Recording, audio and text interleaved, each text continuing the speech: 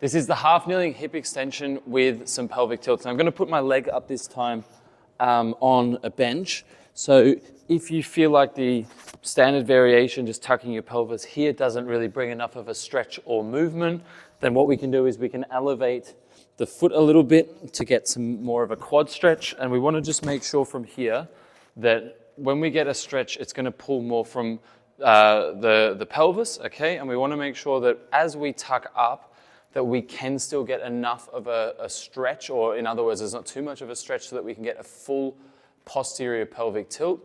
If that's too high for argument's sake, we can make sure that we just minimize the knee flexion a little bit. So I might just drop this down, hypothetically.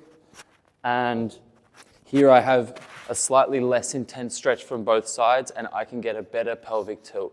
So we want to get a little bit of a stretch by popping the foot up on an elevated platform, but not too high that the stretch becomes so intense through the quad that it ends up dumping our pelvis down and we can't fully tuck up. So it's as simple as getting plenty of stretch, plenty of movement, and an anterior and posterior pelvic tilt, tucking your belt buckle up, but making sure that it's not so intense that you can't actually even tuck your pelvis because of the height of the foot.